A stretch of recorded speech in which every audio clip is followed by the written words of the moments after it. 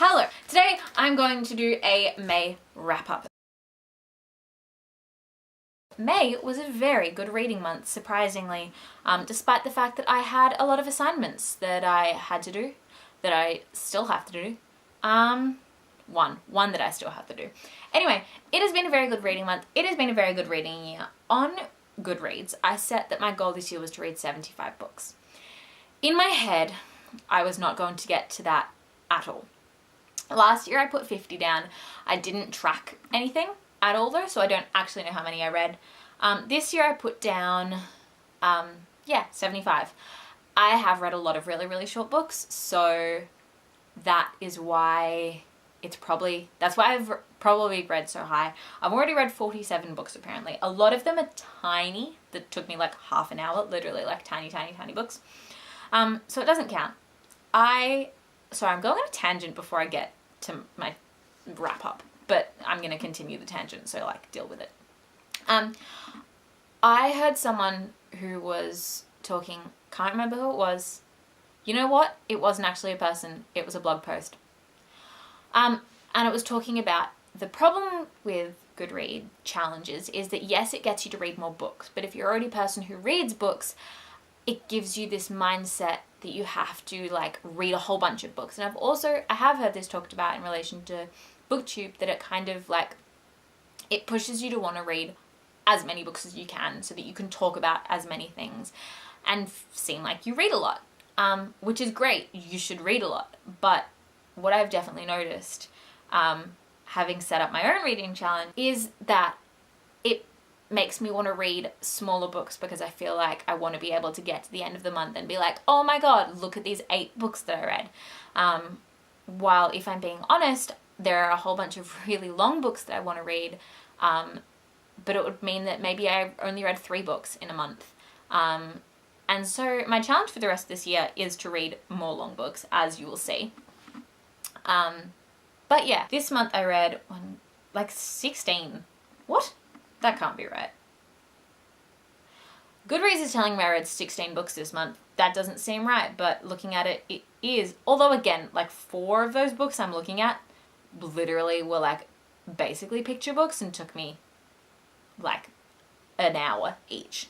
Anyway, I loved them all. I learned a lot this month from what I read. Okay, so the first book I read this month, I have this book. Why did I not grab it? Anyway, too late now. I started the first book, it's June now actually. The first book that I read in May, I started in April, finished in May, and that was Stone Girl by Elaine Hale. Anyway, it's by a Melbourne author, which was very, very cool. I got to meet her. She's very nice. Hello, Elaine, if you see this. It is about a girl who's in the foster system, and it deals with the system of state care in Melbourne at the time. It's set in the 90s. Which is when Elaine herself, the author, was actually in state care. So while it's not like a true story, it is inspired by things that Elaine experienced, things that she saw in the system. It was very good. I liked it. Next I read one that I think I grabbed. Yeah. Gertrude Stein's Food. This was just a tiny collection of poems. It was the most confusing thing I've ever read in my entire life. The language was great. It didn't tell a story. I'm so confused. Like nothing is about, everything is titled either a food or like a cutlery. So there's like asparagus, potatoes, apple, lunch, dinner, plate, and they're like the names or like chapters. And then the poems aren't related to that at all. They're just, anyway, moving on. It was good, but I didn't understand it. The next I read was The Knife of Never Letting Go. I think I filmed myself like finishing this and then didn't post anything about it. I did a readathon, but I didn't really because I didn't post anything about it. Oh, the Disney readathon. So this was like what I was going to read for the Disney readathon, and then I didn't actually end up basically like posting anything about it, so whatever. But I also went to a author talk with Patrick Ness, who I love. I love this book. It is about, it's dystopian. It's set in a place called Present Town where everyone can hear everyone else's thoughts. You can hear animals' thoughts, you can hear other people's thoughts. There is a level to which you can control it, we learn. And then basically it's about this kid who finds a spot where you can't hear other people's thoughts. And chaos ensues. I love this book. I got to the end of this book and just wanted to straight away go and buy the second one, but I was on my way to work. I've ordered the second one from my library. I'm going to pick it up this afternoon and hopefully start it in about a week when I finish the other things I have to get to first. Yes, I loved it. Okay, I'm going to move quicker through these other ones because I just need to. Next one I read was Mouse by Art Spiegelman. This is a graphic novel. I'm not going to talk about it heaps because everyone knows about it, but basically it is about like Nazis and Hitler and concentration camps, and it is like a son interviewing his father about his father's experience. It's very like meta. There's a lot of like stories within stories. Yeah, I really, really liked it. I'm really glad that I finally got to it. I've been meaning to read it for ages. Next, I read Hansel and Gretel, the fairy tale. I read the version by Neil Gaiman, and it was really good, and I liked it. Another one I have with me, The Earth Does Not Get Fat. Yeah, The Earth Does Not Get Fat. It was really good. Again, it was by another Melbourne author. I got to meet her. She was very nice, Julia Prendergast. This one is about, similarly devastating as The Stone Girl. They're not like similar stories, but they remind me of each other. I think I liked this better though. I liked both of them, but I think I liked this better. And basically it's about a girl who doesn't really go to school much anymore because she is the primary carer essentially of her mother, who has quite major depression, and her grandfather, who has also a deteriorating mental health in the fact that he has dementia. And it's basically about this girl who I think is like 17 or something, and is caring for these people who should really be the ones caring for her. And it was amazing, and I loved it. Next, I read The Old Man Who Read Love Stories by... Sorry, I'm looking it up on my Goodreads and I can't. It was written by a Chilean author, I think. Set in Ecuador. The author's name is Luis Sepulveda. It was good. It was cute. Apparently there's a movie about it. A movie set on it, and I didn't know. I hadn't heard of it before. But when I brought it to uni one day, my friend was like, oh, I had to study the movie of that. And I was like, oh, that's really weird. I've never heard of this in my life, but apparently it's really well known. Next, I read Burial Rights by Hannah Kent.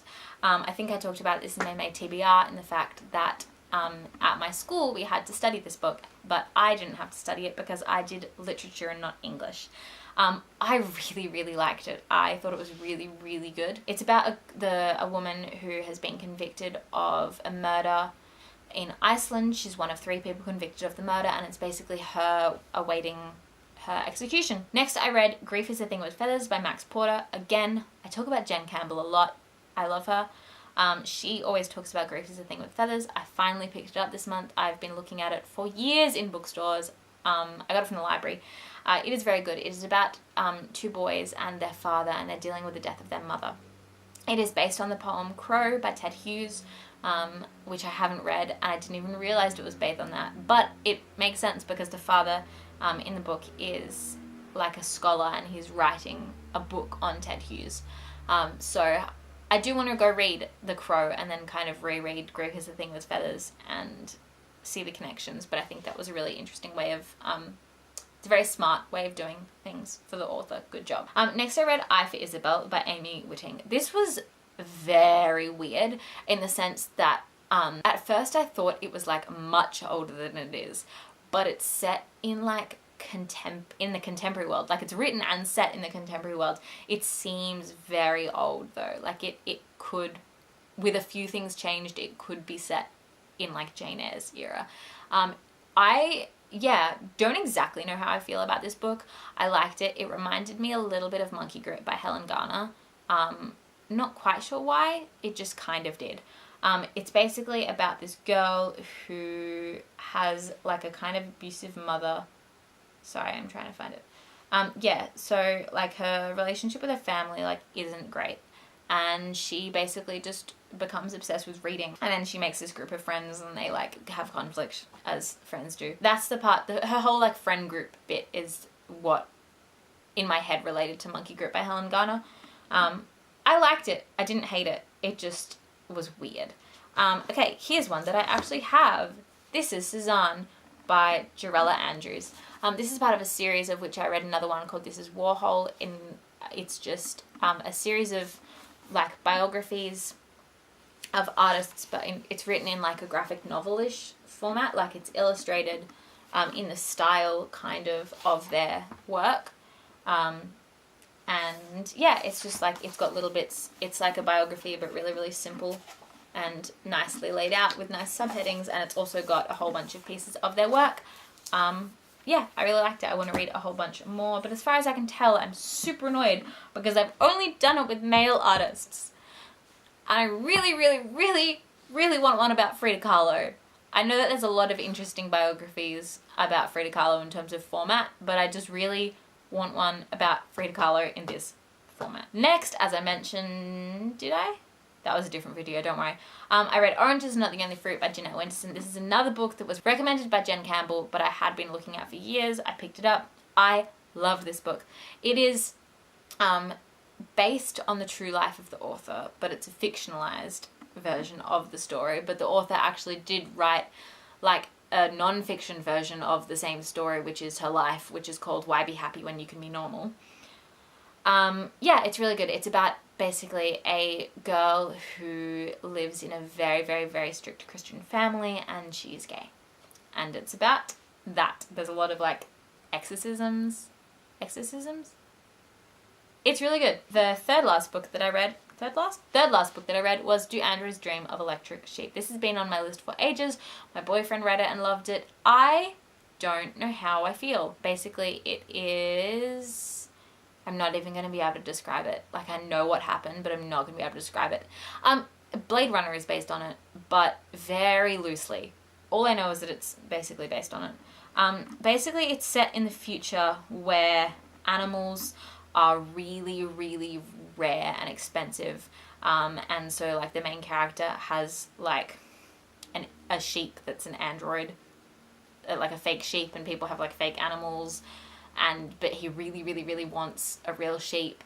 But he's also, like, not an assassin. I can't remember the word. Like, I mean, he's assassin. He's not an assassin, but one of the people that's hired to kill people. And then there's this whole, like, confusing thing of, like, there's just a weird subplot where, like, maybe he's not, what's real? What's the real truth? I don't know. Maybe I shouldn't have filmed videos today. This is just, like, I'm not very good at this still. Anyway, the next one I read was Alice's Adventures in Wonderland. I picked up this really, really, really beautiful copy earlier this month, by which I mean May. It's now June. It's the 1st of June. Yeah, I hadn't actually read Alice's Adventures in Wonderland. My mum started reading it to me when I was really little, but she hates it. I liked it. The illustrations in this, I'm going to try and find a good one, are gorgeous. Gorgeous. It is illustrated by Andrea D'Aquino. Yeah, you all know Alice, you know the story, I don't need to explain it, but it was really good. The final book I read was probably my most anticipated read for the month, and I have to say, I was disappointed.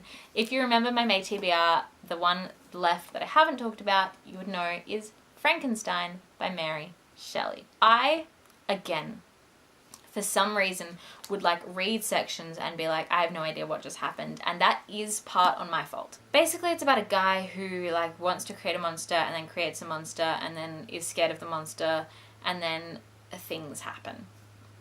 Can I spoil it? I'm not going to. But yeah, it was weird. I will say that the main part that I didn't like about the third part, the thing that I didn't find believable, was that in the second part, the monster basically spends the entire time talking about how he tries to learn language by, like, watching these kids. And he picks up very slowly, like, pieces of their words, but he doesn't really understand anything. And then in the second part, and then the third part, he's, like, speaking in, like, the way that that people in this time wrote. But it was just the point that, like, yeah, it sounded beautiful, but I feel like all she knew how to write was the way that she spoke, and therefore she wrote the monster speaking as she spoke. The way that the monster thought in part 2, where you got a lot of his thoughts, I liked that a lot better. But when he did speaking, there was just... Also, I was confused about, like, how much time had passed. Maybe if, like, a whole heap of years had passed, then it would be believable. But So I didn't hate it, but my expectations were too high. That's what I'll say. Anyway, my laptop's about to run out of batteries. Not that that really matters for this video at all. But it is like 2:15 and I haven't had lunch and I'm really hungry.